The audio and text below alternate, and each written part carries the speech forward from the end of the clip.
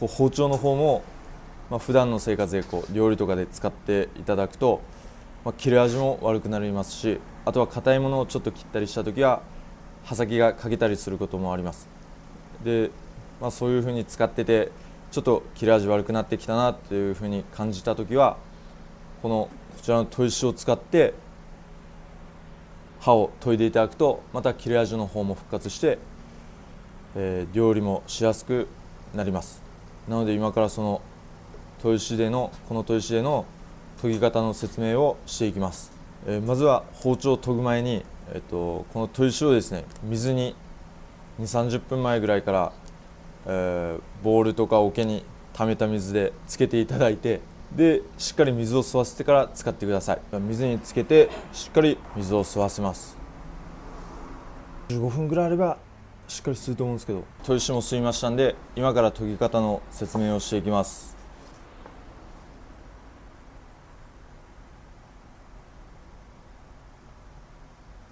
包丁を砥石の上に置きまして、で刃先のこの銀色の面を上から押さえてあげると、背中がちょっと浮くの分かりますか？ペコって、この浮くこの角度が刃の角度ですね。反対も一緒で裏返して押さえると背中が浮くんですけど、これが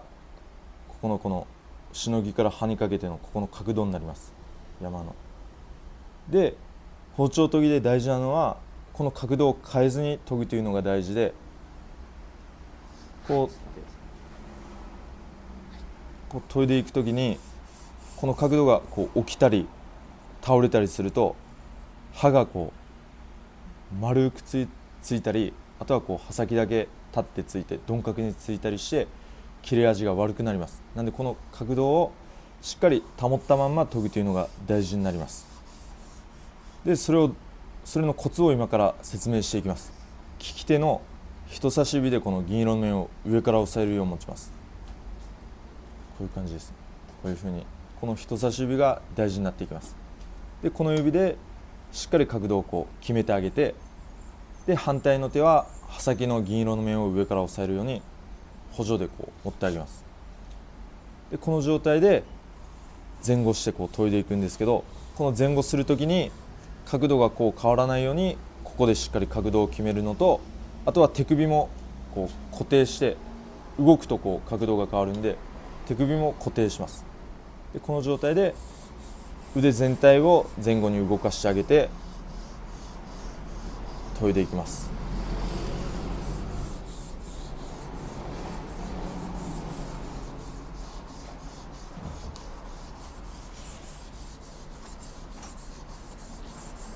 でこの時意識的にすることが、刃先を研ごうと思うとどうしても早く刃をつけたくなってやっぱ気持ち焦ってですね起こしてしまうんで、刃先を研ぐんじゃなくてこのしのぎですね、この黒から銀に変わるこの境目のしのぎを研いであげるつもりで、常にしのぎが砥石に当たっていることを意識して研いであげてください。であとは音にも注意してほしいんですけど、しっかりこの刃先からしのぎにかけてこの面で当たっている時の音はこういう音です。でこれがちょっとでも起きて刃先のこの当たる面が面から線に変わったら音が変わるんで、ちょっと聞いててください。今この音ですけど、これがちょっと起きて線に変わると高くなるのが分かりますね。軽く高くなるんで、そういう音がしないように注意しながら研いであげます。刃がつくまで続けてもらえばいいんですけど、反対の面を研ぐときはこのまんま裏返します。で利き手の次親指でこの銀色の面を上から押さえるように持ってあげて、こういう持ち方です。持ってあげて、で反対の手は同じように上から補助で銀色の面を押さえてあげて、でこの状態で前後にまた研いでいってあげます。でこの時も角度が変わらないように注意しなくちゃいけないんですけど、ポイントがこの親指とやっぱ手首になっていきます。当てる砥石と包丁の角度も真横だったらバイクみたいにしゃくりがちなんで、じゃなくちょっと斜めにしてあげて、自分の手首が固定しやすい角度を見つけてあげてください。でこれも意識的にやっぱしのぎを研いであげるつもりでやるのと、音に注意しながらやっていきます。これが何もない時の角度で決めてあげると、こういうふうに背中が浮きます。でこの背中の角度が、背中というか角度が変わらない状態で前後に研いであげます。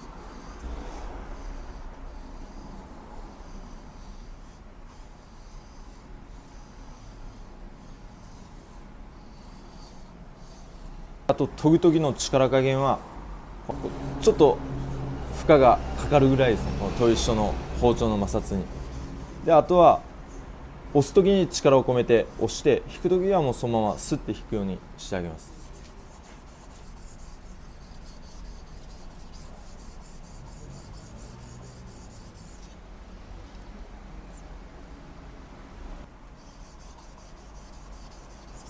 でこうずっと研いでると、こうやって研ぎ汁というか、なんていうんですかね、包丁と砥石が擦れたままこう汁が出てくるんですけど、この汁もいい研磨素材になるんで、もうこれをこう流さずに、もう水をちょっと足してもらうぐらいで、これは残しとった方がいいですね。仕上がりの見方を説明していきます。両面をこう研いでると、研ぎ曲がりって言って、こっちの面も研いでこっちの面も研いでいくと、こう研いでいって研いでいってってやると、こう山がまずは刃がしっかりついて、で次はそれより研ぎすぎるとこう山がクロスして刃先にこういうガザガザが出てきます。それがここら辺とか分かりますかね。ここが一番分かります。これが研ぎ曲がりって言います。でこれが出てくるまで研いであげると、もうしっかり刃はつきすぎてるぐらいなんで、これが出てきたところで研ぐのをやめて、次は包丁をこう砥石の上に縦に起こして、でちょっと砥石に押さえつけながらこう包丁を引いてあげます。もう一回全体を軽く 10回ぐらいですかね、10回ぐらいこう研いであげるんですよ、裏表。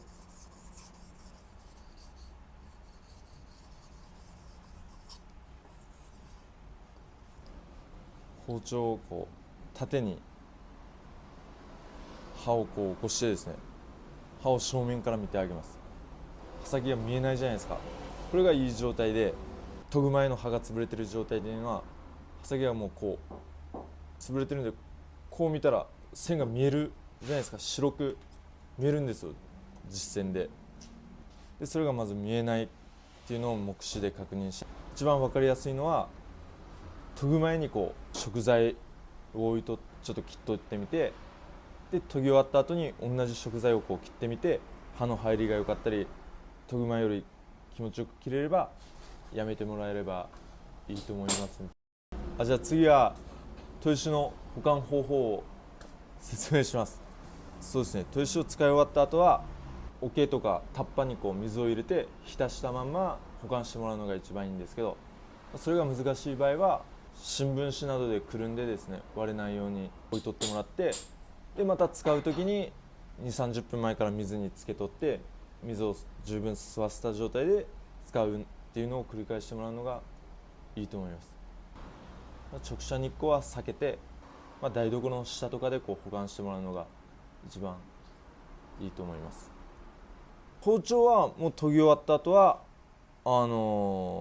のままきれいに洗い流して使ってもらっていいですし、もし使うまでちょっと時間が空くときはしっかり水気を切った後、サラダ油とかもうどんな油でもいいんで薄くこうキッチンペーパーで塗っていただいて、でこっちもやっぱ新聞紙でくるんで保管してもらうのがいいですね。やっぱ油塗った方が次使う時その錆の防止にもなるんで、その毎日使っててもやっぱりこの鉄と鋼だけでできてるんで、どうしても錆はうっすら出てくるんですよ。こういう別にその見た目はちょっと悪くなるんですけど、体には本当にこういい働きをしてくれるんですよ。第二酸化鉄って言って、体の中でそのヘモグロビンとかを運ぶ役割を果たしたりして、なんで、せっかく鉄の包丁を使うならちょっと錆びたぐらいで使うのが体にはいいんですけど、でもこう使ってて、見た目が汚くなってきてですね、こう気になるぐらい錆びてきた時はこういうふうに砥石の上にペタって包丁を乗っけていただいて、包丁に直にクレンザーとか研磨剤ですねを振りかけていただいて、でその振りかけた状態で上からスポンジでちょっと力を込めてこうこすってあげるんですよ。そしたら落ちますんで、そういうふうにサビとはですね、うまい具合付き合っていっていただきたいんですけど、サビ自体は害はないですし、体にもいいです。むしろこの絵もですね、水で全体をこう洗剤つけてガーって洗って水でビャーって流してもらっていいんですけど、こういうふうに横に置いて保管したりすると絵も乾きにくいし、そういうエグされの原因になりますんで、できればこういう包丁立てに直してもらうのがいいですね。あと刃こぼれの原因に多いのが、お肉とかを冷凍しといて解凍した後切ろうと思ったらまだ中の方に芯が残ってて解凍されてない部分が、で刃こぼれとか切れ味を重視して刃をこう薄くつけてるからですね、やっぱそういう横の動きにはやっぱ出刃包丁とかああいうのを比べると弱いんですよ。なんでまっすぐ入れることに注意してほしいというのと、あとは魚の骨とかもですね、骨がこの小指大ぐらいあるようなやつはもう無理ですね。この三徳包丁じゃやっぱ厳しいんで、そういうのをこう無理にやると刃こぼれの原因になりますんで、こうこねたりするのには注意してほしいですね。で慣れるまで、難しい作業にはなるんですけど、そうやって自分で研いであげることでしっかり切れ味も復活して、また料理も楽しくなると思いますんで、そういうふうに包丁研ぎも楽しくやっていただけると嬉しいです